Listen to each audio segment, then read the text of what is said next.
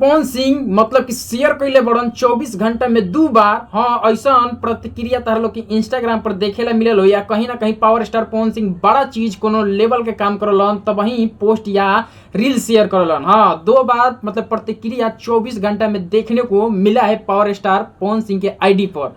हाँ, यही पर बात करे वाला बनी, एकदम बना रही लोग अंत तक। कहीं ना कहीं पावर स्टार पवन सिंह कोनो ऐसा बड़का चीज कैले बड़न तब ही मतलब कि एक्टिविटी देखले बड़न इंस्टाग्राम के मतलब कि अपन खुद के अकाउंट पे। हाँ, मतलब ऐसे तो आवलन जल्दी लाइव भइले ने, लेकिन 2 बार भाई इस तरीके से लाइव क्या कारण हो गया। हाँ, अंत तक सब कुछ डिक्लेयर करत तनी। नमस्ते प्रणाम, हम गोलू बाबू फायर स्टार चैनल पर आपका स्वागत बा। हमरा चैनल पर नया बड़ा लोग तो सब्सक्राइब कर लियो, एगो लाइक कर दियो लोग, ताकि हमनी के मोटिवेशन बनते रहे इस तरीके के और भी अपडेट और जानकारी लेके आ सके। तो फिलहाल बता the power star Pawan Singh जो कि 24 घंटे में 2 बार एक्टिविटी दिखाए हैं इंस्टाग्राम पे। हाँ, कुछ चीज शेयर भी किए हैं, वो चीज मैं बताता हूँ। मतलब पावर स्टार पवन सिंह का आहो राजा सॉन्ग आयर लख गर्दा उड़ा रहल बा, 1 नंबर पर ट्रेंडिंग पर एकदम टिकल बा और कहीं कहीं विश्व में पूरा चर्चा के विषय बनल बा। हाँ, अब बता दी कि इंस्टाग्राम पर ई गाना इतना ज्यादा ट्रेंड करता है, इतना ज्यादा ट्रेंड कर रहल बा कि भाई सब पावर स्टार पवन सिंह मजबूरन मतलब 24 घंटे में 2 बार अपन शेयर कैलन। हाँ, रील के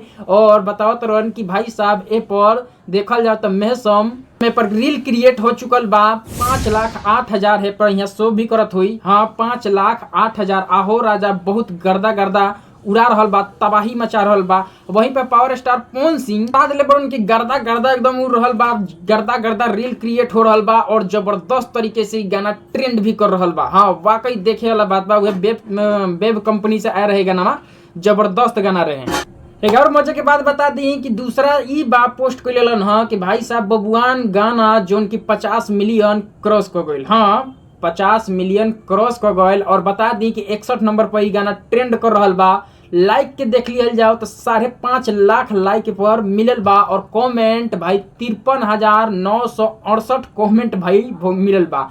कुछ दिन पहले आए रहा जौन की सूर्यवंशम मूवी के गाना रहला, बहुत तबाही गाना रहला और भाई साहब इस तरीके के गाना वहू घड़ी ट्रेंडिंग में रहे। ट्रेंडिंग से कुछ दिन रह के उतर गए रहे, बीच में शांत हो गए, लेकिन फिर से भाई 61 नंबर पर ट्रेंड करे लागल बा। 50 मिलियन व्यूज कलेक्ट कर ले बा, 5.5 लाख पर लाइक्स हो गल बा और कमेंट 53,000-54,000 कमेंट हो गल बा। तो भाई साहब यही है तबाही, मतलब धैल धैल गाना वायरल हो रहा बा और कहीं ना कहीं पावर स्टार पवन सिंह ये 2 जो कि पोस्ट करके इंस्टाग्राम पे 24 घंटा पे मतलब लोगों को चौंका दिए हैं कि भाई ये तबाही ये इस तरीके से मनाया जाता है। हाँ, इस तरीके से तबाही मचाया जाता है। वाकई देखने वाली चीज है कि भाई साहब सुर म्यूजिक एगो बाटे वो पर गाना आ रहा और वाकई 1 मिलियन के आसपास में सब्सक्राइबर बा और गर्दा गर्दा उड़ा दिले बस सही में।